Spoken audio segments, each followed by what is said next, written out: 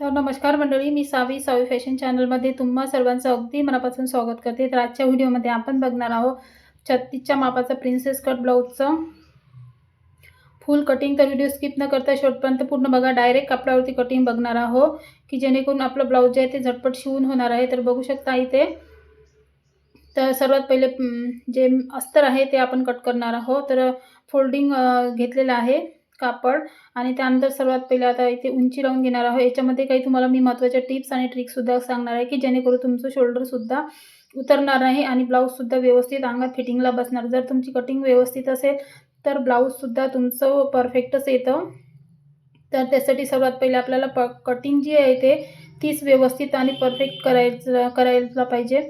तर सर्वात पहिले इथे आता आपण ब्लाऊजची उंची लावून घेणार आहोत. तुमच्या ब्लाऊजची जे काही उंची येत असेल तर त्याच्यामध्ये 1 इंच ॲड करून सर्वात पहिले उंची लावून घेतलेली आहे. त्यानंतर शोल्डर जे आहे ते शोल्डर लावलेलं आहे मी इथे 5.25 इंच, कारण की याचा जो आहे तो गळा डीप नेक आहे. त्यानंतर गळा लावलेला आहे इथे मी 2.25 इंचाचा आणि शोल्डर पट्टी शिवूनसुद्धा आपल्याला 2.25 इंचाची घ्यायची आहे. त्यानंतर इथे शोल्डर बघू शकता, मुंडा लावलेला आहे इथे 5.25 इंचाचा. तर बघू शकता इथे अशा पद्धतीने जे आहे ते बेसिक मापे लागलेली आहे. त्यानंतर छाती 36 आहे, तर 36 छातीचा इथे मी चौथा भाग लावणार आहे आणि त्यानंतर त्याच्या बाहेर 2 इंचाची स्टिचिंग मार्जिन. त्यानंतर कमर 30 आहे, तर ते 7.5 इंच आणि त्याच्या बाहेर लावलेलं आहे 1 इंच बॅकचे टक्स आणि 1.5 इंचाची स्टिचिंग मार्जिन. अशा पद्धतीने इथे जे बॅकचे मापे आहेत ती सर्व लावून घेतलेली आहे. त्यानंतर आता मुंड्यामध्ये आपल्याला इथे लावायचे 1.25 इंचावर एक मार्क करून इथे मुंड्याचा जो गोल आकार आहे तो इथे अशा पद्धतीने परफेक्ट द्यायचा की जेणेकरून आपल्या मुंड्यामध्ये ब्लाऊज शिवल्याच्यानंतर जे चून आहे ते येणार नाही, प्लेट्स येणार नाही, फुगा येणार नाही. याच्यासाठी हा आकारसुद्धा आपल्याला व्यवस्थित लावून घ्यायचा आहे. त्याचप्रमाणे इथे आता बघू शकता 2.25 इंचावर मी इथे गळा रुंदी लावलेली होती आणि गळा उंची लावायची आहे. आता इथे जेवढा तुम्हाला डीप ठेवायचा असेल तेवढा तुम्ही ठेवू शकता. तर 9.5 इंच इथे गळा जो आहे तो डीप नेक पाहिजे आहे. तर इथे बघू शकता अशा प्रमाणे कस्टमरच्या सांगण्यानुसार. आणि त्यानंतर इथे अशा पद्धतीचा एक बॉक्स तयार करायचा आणि कोपऱ्यामध्ये 1.5 इंच देऊन गोल आकार जो काही तुम्हाला आकार द्यायचा असेल तो इथे घ्यायचा. तर बघू शकता इथे. त्यानंतर अशा पद्धतीने आपल्याला पूर्ण कट करून घ्यायचा. बॅकचा पार्ट बघितलेला आहे आता आपण. त्यानंतर फ्रंट बघणार आहोत. तर जो बॅकचा पार्ट आहे तो आपल्याला जसाच्या तसा ठेवून आपल्याला इथे ड्रॉ करून घ्यायचा आहे सर्वात पहिले. तर आपला प्रिन्सेस कट ब्लाऊज जो आहे तो मागच्या हुकचा आहे. त्याच्यासाठी इथे बघू शकता समोरच्या साईडने मी 2 इंचाचा कापड एक्स्ट्राचा सोडलेला आहे आणि त्यानंतर जो काही आपला बॅकचा पार्ट आहे तो जसाच्या तसा ठेवून इथे मी सर्वात आधी ड्रॉ करून घेणार आहे. तर बघू शकता इथे अशा पद्धतीने ड्रॉ करून घेतल्याच्या नंतर आपण जो एक्स्ट्राचा 2 इंच कापड बाहेर सोडलेला होता तिथेसुद्धा आपल्याला एक ड्रॉ करून घ्यायचा आहे. तर स्टेप बाय स्टेप तुम्ही व्हिडिओ स्किप न करता बघा म्हणजे तुम्हाला व्यवस्थित कळेल. त्याचप्रमाणे समोरच्या गळ्याची उंची लावून घेतलेली आहे, एक मार्क केलेला आहे. त्यानंतर आता आपल्याला मुंड्याचा आकार द्यायचा आहे. जो आतमधला मुंडा आहे समोरच्या भागाचा तो इथे लावलेला आहे मी 5.25 इंचावर मार्क केला. त्याचप्रमाणे 5.25 इंचावर मार्क केल्याच्यानंतर अशा पद्धतीने बॉक्स करायचा आणि त्यानंतर इथे घ्यायचं आहे आपल्याला अर्धा इंच. तर बघू शकता इथे अर्धा इंचावर मार्क केल्याच्यानंतर अशा पद्धतीने आपल्याला एक गोल आकार समोरच्या भागाचा सुद्धा द्यायचा आहे. तर सर्वात पहिले हे जे आपण आहे ड्रॉ केलेलं ते इथे सर्वात आधी कटिंग करून घ्यायचं म्हणजे एक्स्ट्राचं कापड आपल्याला नको, म्हणजे आपल्याला याच्यावर आता व्यवस्थित मापे टाकता येणार. तर बघू शकता इथे 2 इंचाची एक्स्ट्राची लाईन मी इथे ड्रॉ करून घेतलेली आहे. त्यानंतर अशा पद्धतीने आपल्याला समोरच्या मुंड्याचा आकार जो आहे तो गोल आकारात व्यवस्थित द्यायचा आणि परत एकदा मी जी उंची आहे ती चेक करून घेतलेली आहे, कारण की इथे आपल्या छोटे-छोटे चुका व्हायला नको याच्यासाठी आपल्याला थोडा वेळ लागला तरी चालेल, पण आपल्याला जी मापे आहे ती व्यवस्थित 2दा-3दा चेक करायचं. त्याच्यानंतरच आपल्याला कटिंग करायची आहे. तर बघू शकता 2.25 इंचाचा गळा लावल्याच्यानंतर उंचीला लावलेला आहे मी 6 इंच आणि त्यानंतर खालूनसुद्धा मी इथे 2.25 ते 2.5 इंचाचा लावला तरीही चालेल गळा रुंदी, कारण जर तुम्हाला पसरट गळा पाहिजे असेल आणि समोरचा गळा जो आहे तो बंद आहे म्हणजे मागच्या हुकचं हे प्रिन्सेस कटचं ब्लाऊज आहे. त्याचप्रमाणे बघू शकते समोरून मी इथे 2 इंचावर अशा पद्धतीने तिरकी लाईन जी आहे ती इथे ड्रॉ करून घेतलेली आहे.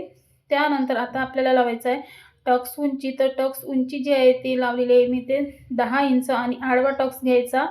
तर तो लावलेला आहे. तर मी 3.5 इंचावर एक लाईन ड्रॉ करून घेतली.